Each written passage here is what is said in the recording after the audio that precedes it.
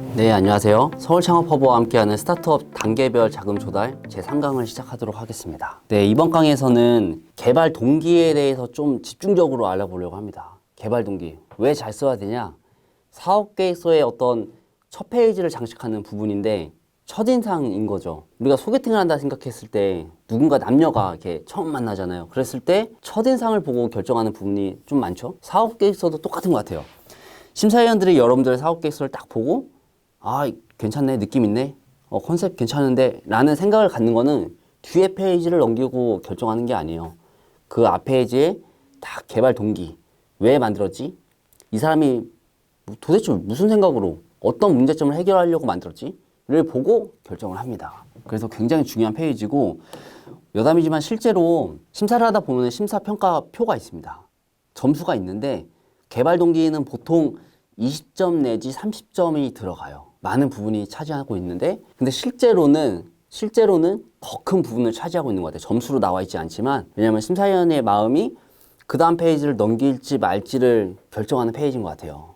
그렇기 때문에 조금 중요해서 제가 사업계획서 강의, 우리 자금 조달을 위해서는 사업계획서를 잘 써야 되거든요. 그랬을 때 가장 중요한 페이지가 뭐냐라고 하면 다 뭐 아이템이냐, 아이템, 차별성, 비즈니스 모델을 이야기하는데 저는 개발 동기 같습니다. 개발 동기. 그러니까 왜 중요한지를 한번 알아볼게요. 보통 개발 동기를 보면요. 유형이 두 가지입니다. 아이디어형이 있고 문제 해결형이 있어요. 어떠한 문제가 막 일어나고 있는데 그 문제의 불편함을 해결하겠다 라고 해서 스타트업을 시작을 하죠. 보통입니다. 그리고 아이디어형이 있어요. 뭐 지나가다가 버스 타고 가다가 아니면 자기 전에 갑자기 아이디어가 막 번뜩이는 거예요. 아이디어형 이제 아이템인 거죠. 여러분들의 아이템은 이 두 가지 중에서 잘 고민해 보세요. 어떤 형인가? 어디에 더 쏠려 있는가? 그냥 있으면 좋은 아이템인가? 비타민 같이? 아니면 감기약 같이 어떤 상황이 되면 내 아이템이 필요한가? 그러한 아이템인가? 니즈를 해결해 주는 그 두 가지밖에 없는 것 같아요. 두 가지를 잘 고민 한번 해보세요. 어느 방향인가? 스타트업 개발 동기를 더 쪼개보면 세 가지로 또 나뉠 수가 있습니다. 갑자기 생각난 아이디어. 갑자기, 진짜로. 갑자기. 두 번째는 기획된 아이디어. 기획했어요, 내가. 나 이 시장에 타겟은 누구고, 어느 시장에 들어가서 단가는 얼마로, 마케팅은 어떻게 해서, 매출을 어느 정도 내야지. 이거를 정해놓고 기획을 하는 아이템이 있습니다. 나쁜 게 아니에요. 사실 좀 있어야 됩니다. 경험도 있어야 되고, 경력도 있어야 되고, 자금도 있어야 돼요. 그런 분들이 흔히 사용하는 방법이에요. 세 번째는 경험 중. 나의 경험을 비롯해서 지금의 아이템이 나오게 된 거죠. 나는 어떤 경험을 했는가. 예를 들어서 내가 개발자예요. 소프트웨어 개발을 막 해왔어요. 해오다가 뭐 어느 큰 대기업에 들어가서 개발팀도 꾸리고 신사업도 한번 해보고 그러다가 나 이제 창업해야지 나왔어요. 뭘 할까요? 이분이 꽃집을 할까요? 아이스크림 팔까요? 아닙니다. 개발 회사를 아마 차릴 거예요. 개발사. 혹은 앱을 만들던가 웹을 만들던가 할 겁니다. 그러니까 경험에서 비롯된 아이템을 만드는 부분이 지금 우리 스타트업을 딱 봤을 때 가장 많은 케이스다라고 보시면 될 것 같아요. 자, 우리가 보통 내가 겪고 있는 문제를 해결하기 위해서 많이 시작을 한다고 합니다.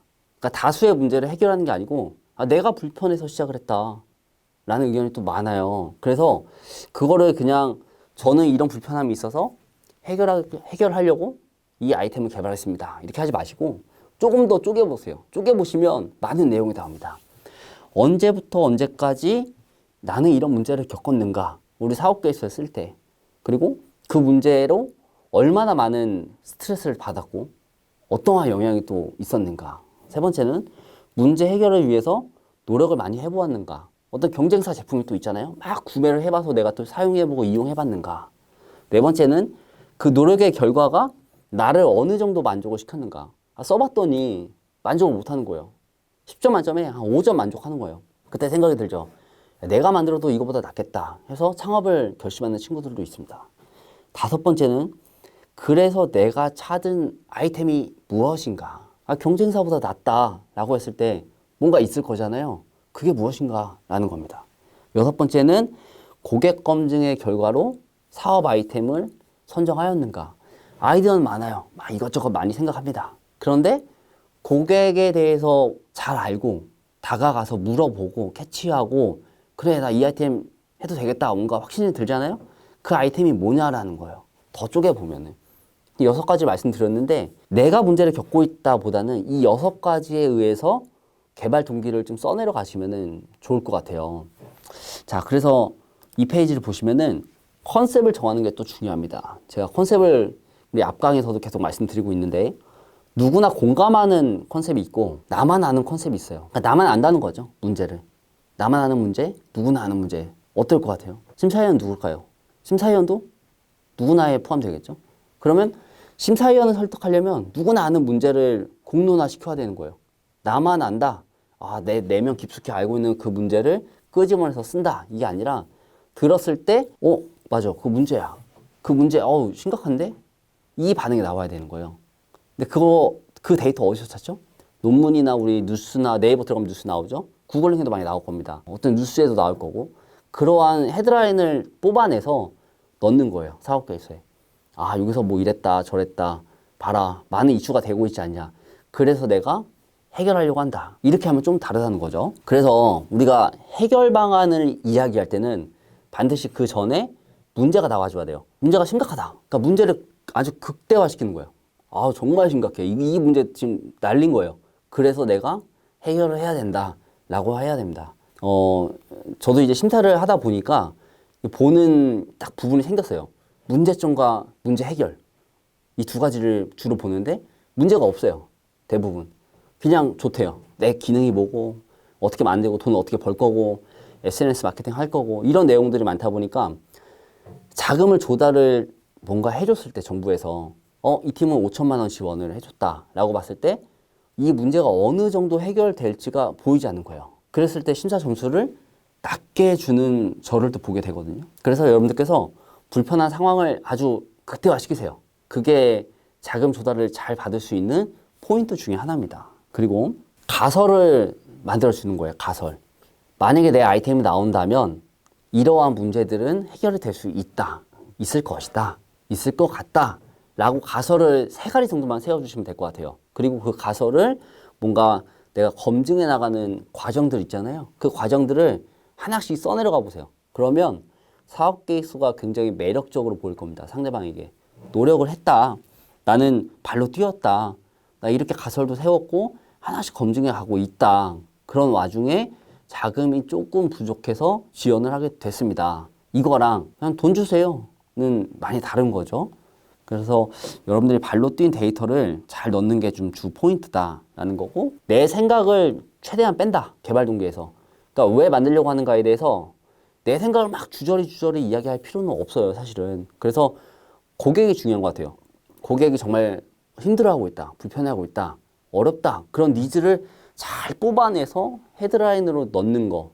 이게 포인트입니다, 여러분. 내 생각은 많이 빼세요. 그리고 언론 데이터를 많이 활용하세요. 여러분들이 다 그 데이터를 모으려면 굉장히 힘들죠. 이미 나와 있는 데이터가 많습니다. 근데 심사위원들이 그 데이터를 다 알고 있을 수가 없어요. 여러분들이 뽑아내는 거예요. 뽑아내되 이제 뭘 넣어야 되죠? 출처. 출처를 넣어서 이 데이터는 어디 뉴스에 나왔다. 어디 논문에 나왔다. 아니면 뭐 어떤 권위자가 이야기하더라. 그 내용을 넣어 주셔야 됩니다. 이런 내용들을 쏙쏙 뽑아서 사업 계획서에 넣었을 때 조금 더 명확해진다. 좀 더 객관적인 사업 계획서가 된다. 라고 보시면 될 것 같아요. 그리고 정말 중요한 거는 스토리를 만드는 거예요. 내 학력과 내 경력이 있잖아요. 이 2가지를 믹스해 보세요. 그리고 내 경험이 있다면 경험도 마찬가지로 학력과 경력과 경험을 3개를 묶으세요. 묶어내서 이게 내 아이템과 어떤 연관성이 있는지 찾아내셔야 됩니다. 이게 상관이 없다. 아까 전에 말씀드렸지만 난 소프트웨어 개발학과를 나왔고 개발사를 다녔고 나왔어요. 내가 갑자기 장미꽃을 판다. 안 어울리죠. 물론 할 수도 있지만 누군가 봤을 때 왜 갑자기 장미꽃? 왜 갑자기 아이스크림? 왜 갑자기 고깃집? 좀 안 어울리죠? 이 3가지를 잘 엮어내서 썼을 때 조금 더 어필을 할 수가 있다. 심사위원의 마음을 잘 움직일 수가 있다. 라고 보시면 될 것 같아요. 그리고 마지막으로 개발 동기다 보니까 현실 가능성 없는 얘기는 쓰지 마세요. 현실 가능성 없다. 이거 불가능하다. 누가 들어도 야, 좀 아직은 조금은 그런데? 이런 얘기가 나올 수 있어요. 그러니까 그런 건 빼주시고 외주 용역. 나 이만큼 나왔다. 근데 맡기겠다. 그러니까 지원금을 좀 줬으면 좋겠다. 이렇게 이야기하시거든요. 외주 용역이라는 단어도 좋게 쓰면 또 좋지만 100% 외주 용역은 조금 어필이 안 되는 것 같아요. 그리고 무조건 확신하는 거 마지막으로. 난 된다. 난 무조건 잘 됩니다. 라고 이야기했을 때 오히려 신뢰가 좀 떨어지는 것 같아요. 그거보다는 검증해 가고 있다.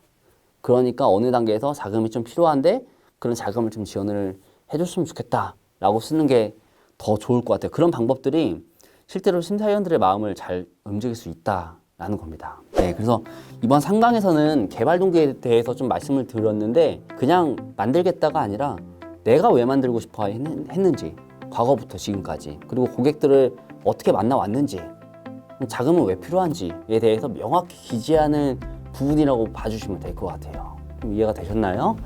네, 그래서 이번 상강에서는 개발 동기 잘 이렇게 설명을 좀 드린 것 같고요. 다음 4강에서는 사업 계획서를 딱 펼쳤을 때 항목이 많이 나와 있거든요.